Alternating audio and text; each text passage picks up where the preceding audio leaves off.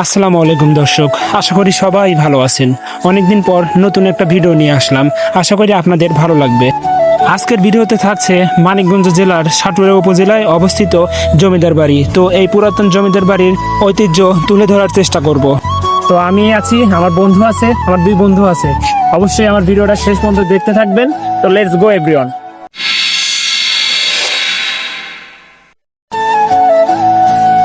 তো যাচ্ছি বন্ধুরা, আমরা তিনজন মিলে। শুরুতে একটা কথা বলে নেই, আমি কখনো ভাবতে পারিনি বাড়ি থেকে বের হয়ে যখন ঢাকাতে আসব তখন এত সুন্দর একটা গ্রাম্য পরিবেশে থাকতে পারবো। আর আমি এখন গ্রামের কিছু প্রাকৃতিক দৃশ্য আপনাদেরকে দেখাবো, তো দেখতে থাকেন।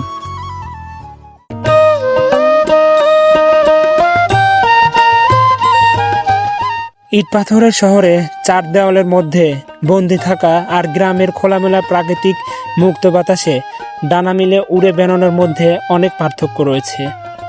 ব্যক্তিগতভাবে আমি প্রকৃতিকে অনেক ভালোবাসি। গ্রামের প্রতি এমন ভালোবাসার অনুভূতি অনেকের মাঝে থাকে। আমরা কিন্তু যাচ্ছি গ্রামের সুন্দর একটা রাস্তা দিয়ে। তো কি বলবো, দেখার মতো একটা জায়গা। তো আসুন, আমাদের সেই গন্তব্যস্থানে কিন্তু আমরা যাব। অনেকেই শহরে থাকে, কিন্তু তার মন পড়ে থাকে গ্রামে। প্রতিনিয়ত আমরা সেই প্রিয় গ্রামটাকেই মিস করি। মনের এসব অনুভূতি প্রকাশ করতেই নিয়ে আসলাম গ্রামীণ পরিবেশে সুন্দর একটা ভিডিও। আশা করি আমার ভিডিওটা আপনারা শেষ পর্যন্ত দেখবেন অবশ্যই। তো বন্ধুরা, অলরেডি আমরা জমিদার বাড়ি চলে আসছি। আর মাত্র 1 মিনিট সময় লাগবে জমিদার বাড়ি পৌঁছাইতে। তো আমরা আপনাদের জমিদার বাড়ি ঘুরে ঘুরে দেখাবো, আমাদের সাথেই থাকেন। তো হাঁটতে হাঁটতে কিন্তু আমরা অবশেষে জমিদার বাড়ির গেটের সামনে চলে আসলাম। হ্যালো বন্ধুরা, আমরা অলরেডি চলে আসছি জমিদার বাড়িতে। এটা হলো জমিদার বাড়ির প্রথম গেট। তো আমরা এখন ভিতরে ঢুকবো। তো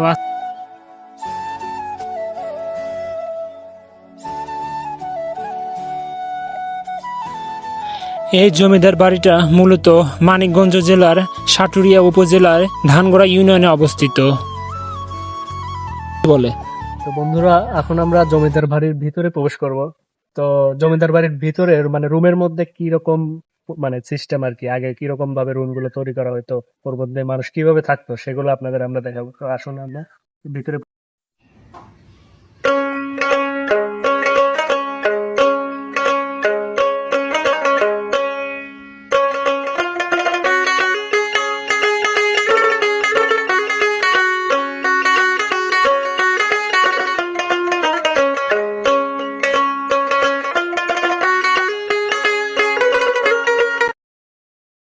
এখন আমরা চলে আসলাম জমিদার বাড়ির পিছনের সাইডে। তো এখানে এসে দেখি সুন্দর একটা লেকের পাড় আছে। তো লেকের পাড়টা আমরা আপনাদেরকে খুব সুন্দর করে দেখানোর চেষ্টা করব। তো যাওয়া যাক। ভিডিওটা হয়তো একটু লং হতে পারে, আশা করি আপনারা আমার ভিডিওটা পুরোপুরি দেখবেন।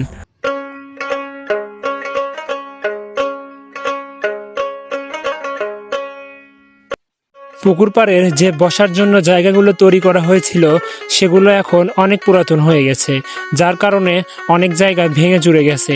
এখানে হয়তো আর মানুষ বসেও না।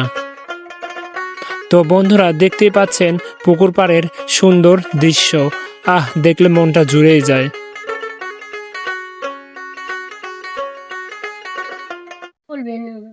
তো হ্যালো দর্শক, আমরা একটা আঙ্কেলকে পেয়েছি, তো এখানকারই বাসিন্দা।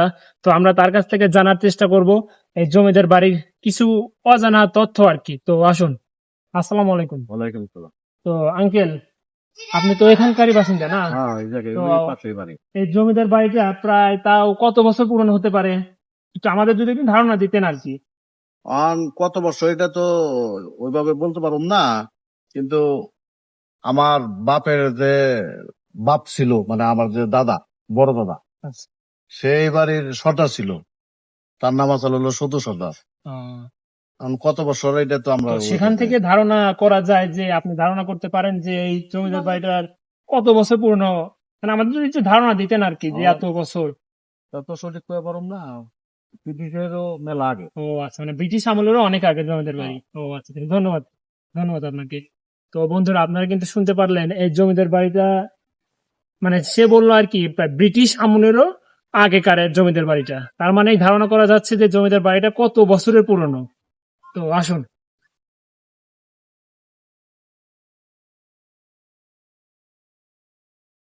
তো আমরা এখন জমিদার বাড়ির উপরে ওঠার চেষ্টা করতেছি, সিঁড়ি, ও মাই গড, আছে আছে, সরি দেখি আমি ভুলেই গেছি যে সিঁড়ি এইদিকে। দেখি কতটা ভয়ঙ্কর মনে হয়। এই অবস্থা যে বোঝাই যাচ্ছে না যে আসলে রাস্তাটা কোন দিকে আর কি।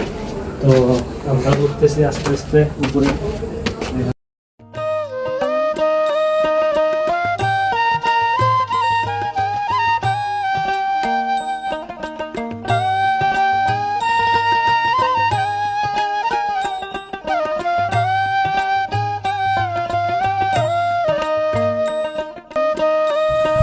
আপনারা কিন্তু দেখতে পাচ্ছেন জমিদার বাড়ির উপরে শ্যাওলা পড়ে একদম সবুজ হয়ে গেছে।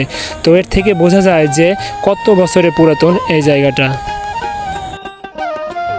তো জমিদার বাড়ির ভিতরে, উপরে এবং সাইডে সব জায়গায় ঘোরা শেষ করে আমরা এখন বাইরে চলে আসছি।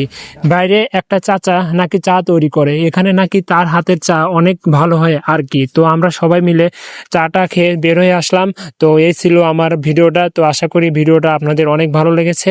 ভালো যদি লেগে থাকে অবশ্যই কমেন্ট করবেন, আর আশা করি আমাকে সাপোর্ট করবেন, আর আমার জন্য দোয়া করবেন। আমার পরিবারের সবাই যেন ভালো থাকে, সুস্থ থাকে। আল্লাহ হাফিজ, আসসালামু আলাইকুম।